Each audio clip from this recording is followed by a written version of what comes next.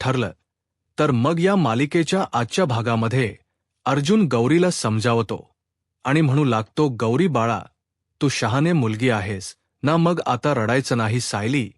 ताई लवकरच परत येणार आहे. आणि हो, तू जर रडलीस ना तर ती मग परत येणार नाही. आणि तू जर रडायची थांबलीस तर ती लवकर येणार आहे. आपण सगळ्यांनी हसतच सायली, ताईची वाट पाहायची आहे. तर गौरी अर्जुनला प्रश्न करत म्हणते, मग अर्जुन दादा, तू का रडतोयस? तू जर रडलास तर सायली ताईला यायला खूप उशीर लागेल, त्यामुळे तू सुद्धा रडायचं नाही, असं म्हणत गौरी स्वतःहूनच अर्जुनचे अश्रू पुसते, त्याचे डोळे पुसते. आता मात्र सर्वांचेच डोळे पाणावलेले असतात. तर गौरी पुढे अर्जुनला म्हणते, अर्जुन दादा, आता सायली ताई आली ना की मी तिला कुठेही जाऊ देणार नाही. मी तिला घट्ट पकडून राहणार आहे आणि तुला सुद्धा तिला कुठेच घेऊन जाऊ देणार नाही. तू सायली ताईला परत कुठे घेऊन तर जाणार नाहीस ना? तर अर्जुन गौरीला म्हणतो, नाही बाळा, तुझ्या सायली ताईला मी कुठेही घेऊन जाणार नाही. तुझ्या सायली ताईला आणि मी कुठे जाऊही देणार नाही. अर्जुन गौरीला समजावतो तर मधुभाऊ कुसुमताईंना म्हणतात, कुसुम, आता गौरीला आश्रमात घेऊन जा. तर त्यावेळी कल्पनाताई विचारतात, तिने काही खाल्लंय का की मी बनवू काही? तर कुसुमताई म्हणतात, नाही नको, मी आश्रमात तिला घेऊन जाते आणि तिथेच तिला काहीतरी भरवते. तर गौरी म्हणते, नाही, मी कुठेही जाणार नाही. सायली ताई इथेच येणार आहे ना, त्यामुळे मी इथेच राहणार. कुसुमताई म्हणतात, सायली आल्यानंतर आपण येऊयात ना? तर गौरी म्हणते, नाही, सायली ताई आल्यावर जर तुम्ही मला कळवलात नाही तर मधुभाऊ म्हणतात की नाही, तू बाळा, तुला फोन करून आम्ही बोलावून घेऊ. तर गौरी म्हणते, नाही नको, मला इथेच थांबायचं आहे. सायली ताई आल्यावर मला तिला भेटायचं आहे. तुम्ही जर सगळ्यांनी मला इथे नाहीच बोलावलं तर त्यामुळे नाही, मी इथून कुठेही जाणार नाही. सायली ताई येईपर्यंत मी इथेच थांबणार आहे. तर आता श्वेता गौरीला समजावत असते, परंतु श्वेता किंवा घरातील कोणीही समजावलं तरी सुद्धा गौरी काही ऐकायला तयार नसते. तर प्रतापराव म्हणतात, असू देत ना, तिला इथे काही हरकत नाही, इथे तिला राहू देत. तर त्यावेळी श्वेता म्हणू लागते की हो ना, आणि तसेही मी इथे आहेच. अस्मिता म्हणते, स्मे सोबत ती चांगले खेळेल, त्यामुळे तिला इथेच राहू दे. आता अर्जुन म्हणतो, मधुभाऊ, गौरी कुठेही जाणार नाही.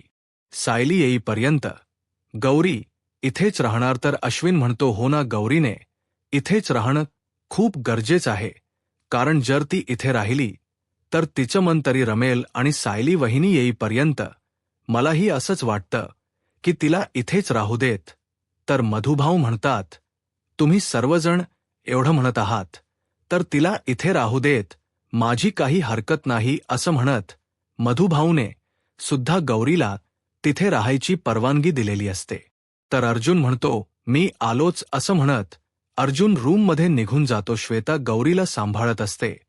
कुसुमताई म्हणतात, वहिनी मी येते, हा असं म्हणत कुसुमताई आश्रमात निघून जातात. तर त्यानंतर चैतन्य आता कल्पना ताईला म्हणतो, मावशी, मला सुद्धा यायला हवं, उद्याच्या इयर्निंगचा खूपच अभ्यास करायचा आहे, खूप काम आहे, मी येतो, असं म्हणत आता चैतन्य सुद्धा घरी जायला निघतो. प्रत्येक जण आपापल्या रूममध्ये निघून जातात. तर अस्मिता गौरीला म्हणते, गौरी चल, मी तुला स्मितला भेटवते, असं म्हणत अस्मिता स्मितला भेटवण्यासाठी गौरीला घेऊन जातो. तर इकडे श्वेता खूप खुश होते आणि म्हणू लागते, तुमचे सर्वांचे असे पडलेले चेहरे पाहून ना मला खरंच खूप आनंद होतोय. मी खरंच खूप खुश आहे आणि मला खात्री आहे की तुमच्या चेहऱ्यावर इतक्यात हसू येणारही नाही, असं म्हणत श्वेता खुश होते. तर दुसरीकडे आपल्याला पाहायला मिळत प्रिया सीमा कॉन्स्टेबलना म्हणते, सायली इथे आल्यामुळे मी खुश आहे, परंतु तेवढंच माझं कामही होत नाहीये, त्यामुळे मला काय करायचं काहीच कळत नाही. तर सीमा कॉन्स्टेबल विचारतात की काय झालंय? तर त्यावेळी प्रिया म्हणते, इथे माझं घर असल्याप्रमाणे मी तुझा फोन वापरायची, परंतु आता ही सायली इथे आल्यामुळे मला तुझा फोन सारखा वापरताही येत नाही. मी जर तुझा सत्त मोबाईल घेतला ना तर मोठी रिस्क घेतल्यासारखी होईल. आणि सही ही सायली म्हणजे काही साधी सुधी नाहीये, घारीसारखा लक्ष ठेवून असते सगळ्यांवर. तर आता कॉन्स्टेबल मॅडम प्रियाला म्हणतात, बरं झालं, म्हणजे इथून पुढे आता तुला माझा मोबाईल द्यायचा नाहीये ना. तर प्रिया हसतच म्हणते, तुला काय वाटते, इथे तुझं काम संपतंय नाही, इथे तर तुझं काम अजून वाढतंय. आता सगळ्यात मोठी जबाबदारी तुझ्यावर आहे. आता माझे सगळे फोन तू अटेंड करायचे आहेत आणि काय काय घडतंय त्या सगळ्याची खबर तू मला द्यायची आहे. आणि हो, पण जर काही महत्त्वाचं असेल, सचिनला किंवा श्वेताला माझ्याशी बोलायचं असेल तरच माझ्याकडे फोन आणून द्यायचं, कळलं तर. कॉन्स्टेबल मॅडम म्हणतात की हो कळलं तर. कॉन्स्टेबल मॅडम प्रियाला म्हणतात, अहो मी तुमची एवढी काम करते, मग जरा माझे पैसे वाढवायचं पण बघा ना. तर प्रिया म्हणते, अग हे सगळं काही त्या सचिनशी बोल, सचिन महिप्त सरांशी बोलेल आणि मग तुझं काम होईल. हे पैसे वगैरे वाढवणं ना, ते काम माझ्याकडे नाहीये. तर प्रिया कॉन्स्टेबल मॅडम म्हणते, एक काम कर, आत्ताच्या आत्ता सचिनला फोन कर आणि सचिनला विचार उद्याच्या केसची तयारी झाली आहे की नाही. मला सगळे अपडेट मिळत राहायला हवेत. तर त्यावेळी कॉन्स्टेबल मॅडम प्रियाला म्हणतात, अगं पण त्या सचिन सरांचा आत्ताच फोन आला होता.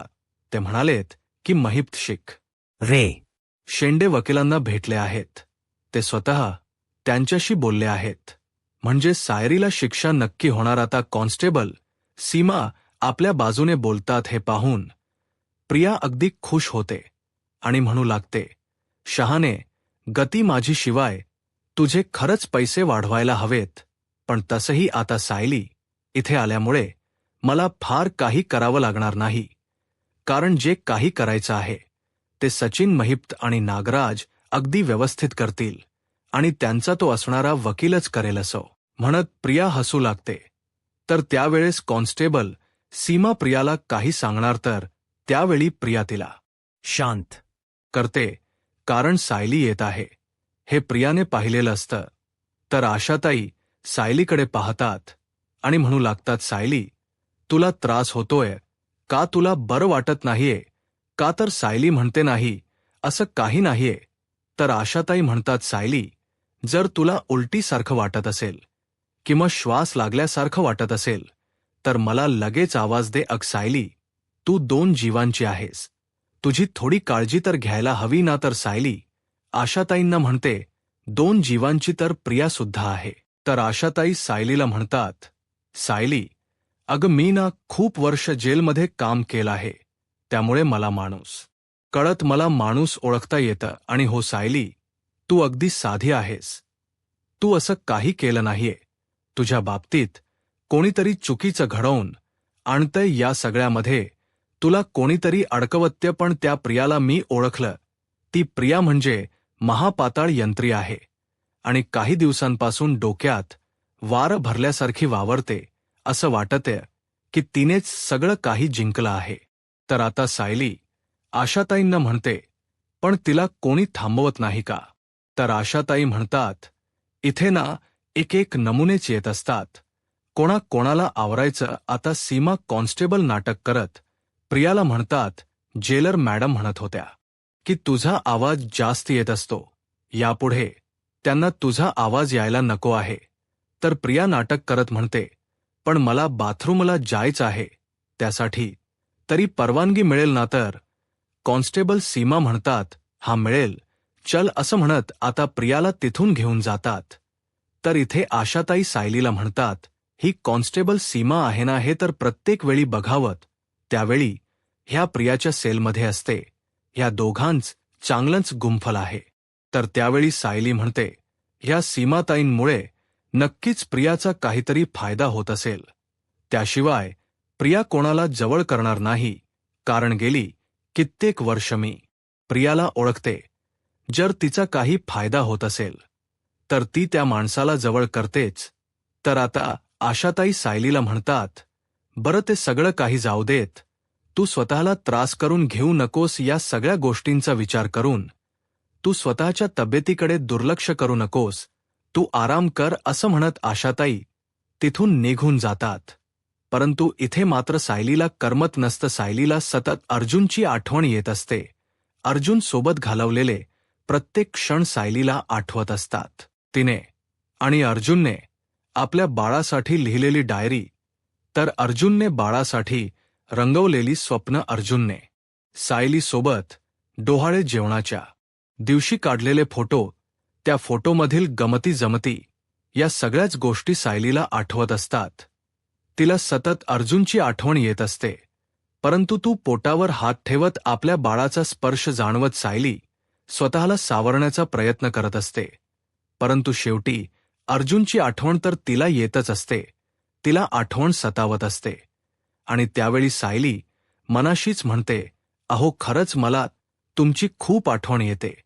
तर दुसरीकडे अर्जुनची अवस्था सुद्धा काही वेगळी नसते. अर्जुनला सुद्धा सायली सोबत घालवलेले प्रत्येक क्षण आठवत असतात. त्याचे हे डोळे पाणवलेले असतात.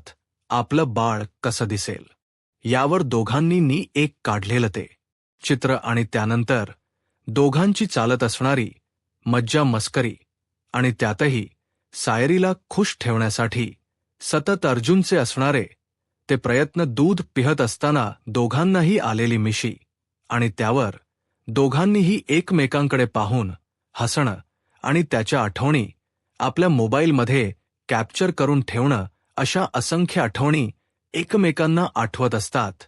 दोघेही एकमेकांच्या आठवणींमध्ये हरवून गेलेले असतात. सायली डोळे बंद करून फक्त अर्जुनच्या आठवणीमध्ये रमलेली असते. आणि त्याचवेळी तिला अर्जुनचा स्पर्श जाणवतो. सायली डोळे उघडून पाहते तर त्या ठिकाणी अर्जुन असतो. सायली अर्जुनला विचारते, तुम्ही इथे? तर अर्जुन म्हणतो, हो. जिथे सायली तिथे अर्जुन. सायली अर्जुनला म्हणते, तुमची मला खूप आठवण येत होती. तुम्ही माझ्यापासून? तर अर्जुन म्हणतो, कुठेच जाणार नाही. तुला सोडून मी कुठेच दूर जाणार नाही. मी नेहमी तुझ्या सोबतच असेन. आता अर्जुनच हे बोलणं ऐकून सायली खुश होते आणि अर्जुनच्या गालावरून ती हात फिरवत अर्जुनचा स्पर्श अनुभवण्याचा प्रयत्न करत असते. तर दुसरीकडे पाहायला मिळतं, अर्जुन ही सायलीच्या आठवणींमध्ये हरवून गेलेला असतो. आणि त्यावेळी नकळतच सायलीच तिथे येणं आणि अर्जुनच्या खांद्यावर हात ठेवणं, त्याला सावरणं. अर्जुन मागे वळून पाहतो तर तिथे सायली आलेली असते. आता सायलीला पाहताच अर्जुन इतका खुश होतो आणि म्हणतो, सायली तू इथे? बायको तू परत आली आहेस? तर सायली म्हणते, मी कुठे गेले होते? मी तर कुठेच गेले नव्हते. मी तर तुमच्यासोबत इथेच आहे, आपल्या रूममध्ये. मी तर तुमच्या सोबतच आहे. तर अर्जुन सायलीचा हात हातात घेतो आणि म्हणतो, बायको मला तू कायम माझ्या सोबतच पाहिजेस. तर त्यावेळी सायली अर्जुनला म्हणते, हो मी कायम तुमच्या सोबतच असणार आहे. एक गोष्ट तुम्ही कधीच विसरू नका, आपण जरी शरीराने वेगवेगळे असलो ना तरी सुद्धा मनाने मात्र आपण दोघंही एकत्रच असणार आहोत. पण हा मात्र दोघांनाही झालेला भास असतो. ना सायली अर्जुनकडे आलेली असते, ना अर्जुन सायली पर्यंत पोहोचलेला असतो. आता सायली भानावर येते. तिचे अश्रू अनावर होतात. ती खूप रडू लागते. आपल्या पोटावर हात ठेवत ती स्वतःला सावरण्याचा प्रयत्न करत असते. परंतु अर्जुनच्या आठवणीत ती मात्र पूर्णपणे थकून गेलेली असते. सतत तिला अर्जुनची आठवण येत असते. अर्जुन आपल्या आसपास असण्याचा भास तिला होत असतो. तर दुसरीकडे अर्जुनही सायलीला आजूबाजूला शोधत असतो. सायली म्हणजे अर्जुनचा श्वास असतो आणि आज त्याला त्याचा श्वासच रूममध्ये कुठेच सापडत नसतो. त्याचा जीव अगदी गुदमरल्यासारखा होत असतो. अर्जुन सायलीला आवाज देत म्हणतो, बायको बायको, कारण अर्जुनला वाटत असतं की खरंच आपली सायली परत आली आहे. तर दुसरीकडे सायली आपल्या बाळाला सांगत असते, बाळा तुझे आई बाबा कधीच एकमेकांशिवाय राहू शकत नाहीत रे, पण आता तू काळजी करायची नाही. तुझे बाबा आपल्याला लवकरच इथून बाहेर काढतील, अजिबात काळजी करू नकोस. तर दुसरीकडे अर्जुन बाळांचे लावलेले फोटो पाहतो आणि म्हणतो, मी पूर्ण प्रयत्न करणार आहे. बायको काळजी करू नकोस, मी तुला जेलमध्ये नाही ठेवणार. मी उद्याच तुला आणि आपल्या बाळाला घरी घेऊन येणार आहे. मी तुम्हा दोघांना काहीही होऊ देणार नाही. असं म्हणत आता अर्जुनने सायलीला प्रॉमिस केलेलं असतं, तर दुसरीकडे सायली स्वतःला सावरत असते. तर दुसऱ्या दिवशी आता सर्वजण कोर्टात हजर झालेले असतात. सायलीलाही कोर्टात हजर केलं जातं. तर त्यावेळी आता जज साहेब कोर्टाच्या कामकाजाला सुरुवात करायला सांगतात आणि म्हणतात, डोकेट अर्जुन सुभेदार, तुम्ही तुमचं वकीलपत्र सादर करा. तर त्यावेळी अर्जुन म्हणतो, माय लॉर्ड, मी सायली सुभेदार यांचा वकील आहे आणि हे आहे माझं वकीलपत्र. असं म्हणत आता अर्जुनने आपलं वकीलपत्र कोर्टासमोर सादर केलेलं असतं. तर त्यानंतर डोकेटशे आपलं वकीलपत्र कोर्टासमोर सादर करत म्हणतात, मी आहे डोकेटशे आणि हे माझं वकीलपत्र. आता जज साहेब ते वकीलपत्र पाहतात आणि डोकेटशे यांना त्यांचं ओपनिंग स्टेटमेंट द्यायला सांगतात. तर आता डोकेटशे आपलं स्टेटमेंट देत म्हणतात, माय लॉर्ड, सायली सुभेदार या पनवेलमधील सभ्य आणि सुशिक्षित घराण्यातील आहेत. परंतु म्हणतात ना, दिसतं तसं नसतं. हे अगदी यांच्या बाबतीत खरं ठरतंय. या सायली सुभेदार यांच्यावर अल्पवयीन मुलींची तस्करी करणं, त्यांचे व्हिडिओ काढणं, ते विकणं आणि त्यातून पैसे कमावणं यासारखे अनेक गंभीर गुन्हे आहेत. आता मात्र या सगळ्याच गोष्टी सायलीला सहन होत नाही आणि म्हणूनच सायली आपली सत्य परिस्थिती कोर्टाला सांगण्याचा प्रयत्न करते आणि म्हणू लागते, नाही जज साहेब, मी असं काहीही केलेलं नाही. मी कुठल्याही मुलीचा व्हिडिओ काढलेला नाहीये किंवा कुठल्याही मुलीला मी त्रास दिला नाही. आणि सगळ्यात महत्त्वाचं म्हणजे मुळात आमच्या आश्रमातील कुठलीही मुलगी ही अल्पवयीन नाही. आता मात्र जज साहेब ऑर्डर देतात आणि अर्जुनला म्हणतात, डोकेट सुभेदार, तुम्ही तुमच्या अशिलाला वॉर्निंग द्या. तर त्यावेळी अर्जुन सायलीला शांत राहायला सांगतो. सायली सुभेदार, विचारल्याशिवाय कोणत्याही प्रश्नाची उत्तर देऊ नका, प्लीज शांत रहा. तर त्यावेळी सायली अर्जुनला म्हणते, अहो पण मग तुम्ही सांगा ना, यांना आश्रमात गौरी सोडल्यास इतर कोणतीही मुलगी अल्पवयीन नाहीये. तर डोकेट शेंडे सायलीला म्हणतात, सायली सुभेदार, अहो तुम्ही कितीही बोललात, कितीही ओरडलात, तरी सुद्धा आमच्याकडे तसे पुरावे आहेत आणि त्या पुराव्यांवरून हे सिद्ध होतं की वाचल्या आश्रमातून गायब झालेल्या मुली या सगळ्या अल्पवयी आहेत. आता ॲडव्होकेट शे आपलं स्टेटमेंट देत म्हणतात, माय लॉर्ड, सायली सुभेदार यांनी 6 मुलींची तस्करी केली आणि त्यातील एक मुलगीही पोलिसांना सापडली आहे आणि एका मुलीने तसं कबूलही केलेलं आहे आणि तिच्यासोबतच आपल्याला एक साक्षीदार सुद्धा सापडला आहे. परंतु अजून 5 मुली मात्र गायब आहेत. त्यांचा शोध अजूनही लागलेला नाही, कारण सायली सुभेदार यांच्या तस्करीतला पार्टनर अजूनही सापडलेला नाही आणि त्याचं नाव सोनी असं कळतंय, परंतु अजूनपर्यंत तो सापडला नाही. पोलीस त्या गोष्टीचा तपास करत आहेतच, परंतु इन्स्पेक्टर जगदीश निकम यांनी ही गोष्ट सर्वप्रथम निदर्शनास आणली आणि त्याची फाईल मी कोर्टासमोर सादर करू इच्छितो असं म्हणत डोकेट शे यांनी ती फाईल कोर्टासमोर सादर केलेली असते. आता जज साहेब ते फाईल चेक करतात आणि त्यानंतर आता अर्जुनला त्याचं ओपनिंग स्टेटमेंट द्यायला सांगतात. आता अर्जुन आपलं ओपनिंग स्टेटमेंट देत कोर्टासमोर सायलीची बाजू मांडण्याचा प्रयत्न करतो. अर्जुन कोर्टासमोर म्हणतो की मिलॉर्ड, माझ्या अशील सायली सुभेदार यांच्यावर जे काही आरोप केले गेले आहेत ते सगळे आरोप खोटे आहेत. ही गोष्ट खरी आहे की सायली सुभेदार वात्सल्य आश्रम चालवत होत्या, पण त्या आश्रमात मुलींची तस्करी होत नाही, मुलींवर कोणताही अन्याय केला जात नाही किंवा त्यांचे कोणतेही अशील फोटो काढले जात नाहीत. बाजारात त्या सगळ्याची विक्री केली जात नाही. उलट त्या आश्रमात लहान मुलांना प्रेम दिलं जातं, आधार दिला जातो, माया मिळते आणि सगळ्यात महत्त्वाचं म्हणजे त्यांना राहायला जागा मिळते. आणि या सगळ्यात एक महत्त्वाचा मुद्दा म्हणजे त्या आश्रमातील कोणतीही मुलगी ही अल्पवयी नाही. त्यामुळेच मिसेस सायली सुभेदार यांच्यावर फोक्सो हा कायदा लागू शकत नाही. आणि म्हणूनच कोर्टासमोर आज मी सायली सुभेदार यांच्या बेलसाठी अपील करत आहे.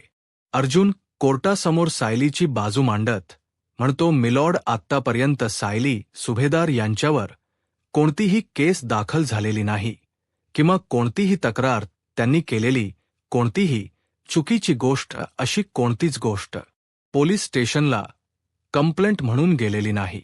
आत्तापर्यंत तिच्या नावे कोणतीही कंप्लेंट नाहीये आणि या सगळ्यामध्ये त्यांना अडकवलं गेलं आहे.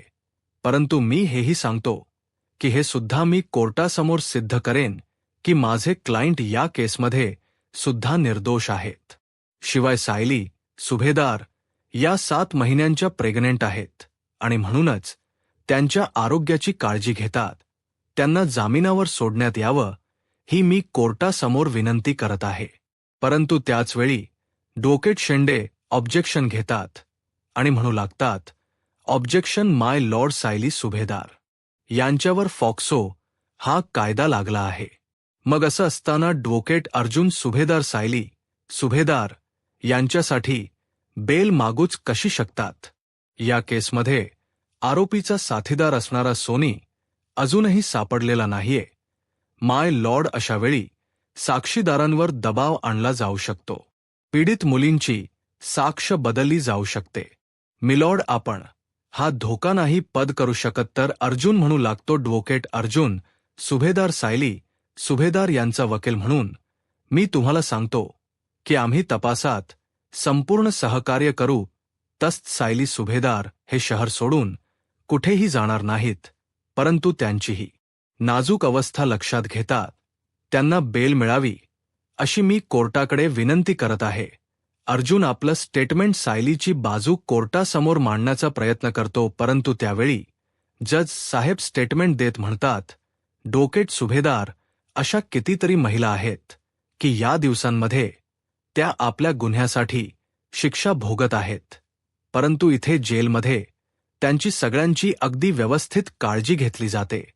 त्यांना हवी असणारी वैद्यकीय सेवा पुरवली जाते. मग तुमच्याच अश्लाच्या बाबतीत हा नियम शिथिल का करावा? म्हणूनच प्रथम दर्शनी सगळे पुरावे पाहत आहे. कळत्या की या गुन्ह्याचं स्वरूप खूप गंभीर आहे आणि म्हणूनच हे कोर्ट सायली सुभेदार यांना जामीन मंजूर करण्यास नकार देत आहे. आता कोर्टाने सायलीच जामीनपत्र हे फेटाळलेलं असतं आणि हे आता मात्र अर्जुनसाठी सगळ्यात मोठं धोक्याचं असतं. अर्जुनला या सगळ्या गोष्टीचा धक्काच बसतो आणि इथे मात्र ॲडव्होकेट शेंडे यांचा विजय झालेला असतो. ते खुश होतात. सायली अर्जुनकडे पाहते. अर्जुनची ती अवस्था सायलीला पाहवत नसते. अर्जुनला त्रास होत असतो. आपल्या बायकोला जेलमध्ये राहावं लागणार हे अर्जुनला सहन होत नसतं. आता अर्जुन सायलीची बाजू मांडणार, तो काहीतरी बोलणार, परंतु त्यावेळी कोर्टाचं कामकाज तिथेच थांबवलं जातं आणि त्यामुळे आता अर्जुनला काहीच बोलता येत नाही. जामीन अर्ज फेटाळत आपला निर्णय दे सही करत आता जज साहेब तिथून निघून जातात. आता मात्र पूर्णपणे अर्जुन खचून गेलेला असतो. तर इकडे राकेश आणि सचिन या सगळ्याचा व्हिडिओ बनवत असतात. खरं तर व्हिडिओ कॉल करून हे सगळं काही दृश्य प्रियाला दाखवत असतात आणि ही झालेली घटना पाहून प्रिया मात्र खूप खुश असते. इथे कोर्टातून प्रत्येकजण निघून जात असतात. इथे मात्र अर्जुन तिथेच बसलेला असतो. त्याला काय करावं काही सुचत नसतं. तर त्यावेळी चैतन्य अर्जुनला आवाज देत म्हणतो, अर्जुन सायरीवरीला घेऊन जात आहेत. आता अर्जुन इन्स्पेक्टर निकम यांची परवानगी घेतो आणि म्हणू लागतो, प्लीज मला 5 मिनिट बोलू देता का? तर इन्स्पेक्टर निकम परवानगी देत म्हणतात, हो ठीक आहे, काही हरकत नाही, पण फक्त 5 मिनिट. तर त्यावेळी अर्जुन सायलीच्या समोर उभा राहतो. सायलीची माफी मागतो आणि म्हणू लागतो, आय एम सॉरी, मी तुला बेल मिळून देऊ शकलो नाही, मी तुला घरी नेऊ शकलो नाही, त्यासाठी खरंच मला माफ कर. आता हे सगळं काही दृश्य प्रिया पाहत असते तर सचिन हा व्हिडिओ कॉल करून प्रियाला सगळं दाखवत असतो, तर सचिनला आणि राकेशला खूप आनंद झालेला असतो. राकेश प्रियाला म्हणतो, प्रिया आपल्याला जसं हव्य तसं घडलंय. सगळं काही अगदी तसंच झालंय प्रिया. कोर्टाने सायलीचा जामीन नाकारला आहे. अर्जुन बघ, त्याचं तोंड बघ कसं पडलंय. प्रिया खूप खुश होते. प्रिया म्हणते, आणि सायलीचा चेहरा बघ कसा रडवेला झाला आहे. तिला काहीच समोर दिसत नाहीये, फक्त तिच्या समोर अंधार आहे. आणि हेच तर हवं होतं मला, असं म्हणत प्रिया आनंद साजरा करत असते. तर दुसरीकडे सचिन राकेशला म्हणतो, राकेश बोलत बसू नकोस, आजूबाजूला लक्ष दे. आपल्याला कोणी पाहत तर नाहीये ना, या गोष्टीकडे लक्ष दे. कोण काय करतंय या सगळ्याकडे आपलं लक्ष असायला हवं. मी इथे अर्जुन आणि सायलीकडे फोकस करतो, असं म्हणत आता राकेश आजूबाजूला पाहण्यासाठी निघून जातो. आणि सचिन मात्र इथे सायली आणि अर्जुन यांच्यावर लक्ष ठेवून असतो. तर सायली अर्जुनला म्हणते, तुम्ही का सॉरी बोलताय. मला माहीत आहे की माझ्यावर लागलेले गुन्हे खूप गंभीर आहेत आणि मला बेल मिळेल अशी आशाही मी ठेवलेली नव्हती. मी माझ्या मनाची तयारी करूनच आले होते. तर अर्जुन सायलीला म्हणतो, आय एम सॉरी. सायली अर्जुनला म्हणते, मी तुम्हाला आज ओळखतीय का. अहो, मला माहीत आहे की तुम्ही माझ्यासाठी किती प्रयत्न करताय, किती मेहनत घेताय. तुम्ही त्यावेळी मधुभाऊंना सोडवलं होतं, कारण त्यावेळी तुमची जिद्द आणि चिकाटी, आताही तुम्ही तेच करताय. आणि मला खात्री आहे की यात तुम्हाला नक्की यश मिळेल. पण मला भीती दुसऱ्याच गोष्टीची वाटते. अर्जुन विचारतो, कोणत्या. तर सायली म्हणते, हे बघा, एक मुलगी सोनल तर मिळाली आहे, परंतु इतर 5 मुली अजूनही सापडल्या नाहीत. मला बाकी मुलीच माहीत नाही, परंतु मानसी मला गेली कित्येक वर्ष ओळखते आणि ती जर आपल्याला सापडली तर खरं काय आहे ते सांगू शकते. त्यामुळे प्लीज मला त्या मुलींना लवकरात लवकर शोधाव. तुम्ही. असं वाटते मुलींना काही कोणी करणार तर नाही ना, कारण त्या मुली अजूनही त्यांच्याच ताब्यात आहेत.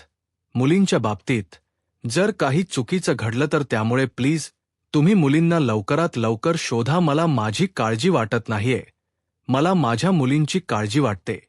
त्या कुठे असतील, कशा असतील, प्लीज त्यांना शोधा. तर अर्जुन म्हणतो की हो, आमचे प्रयत्न सुरू आहेत, त्यामुळे तू काळजी करू नकोस. आता इन्स्पेक्टर निकम हे सुद्धा सायलीच बोलणं ऐकतात. त्यांना सुद्धा कुठेतरी सायली बरोबर आहे हे वाटत असतं. सायलीची काहीच चूक नाही हे दिसत असतं.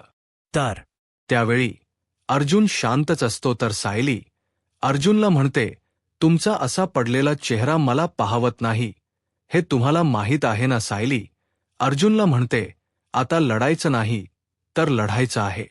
आणि अर्जुन म्हणतो, आणि आता जिंकायचं आहे, असं म्हणत आता एक सुटीने ही सगळी लढाई लढण्यासाठी सायली अर्जुन सज्ज झालेले असतात.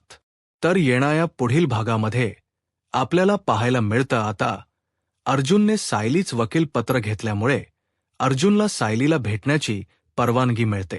तर आता अर्जुन केसचा अभ्यास आणि तपास करण्यासाठी सायलीची भेट घेतो.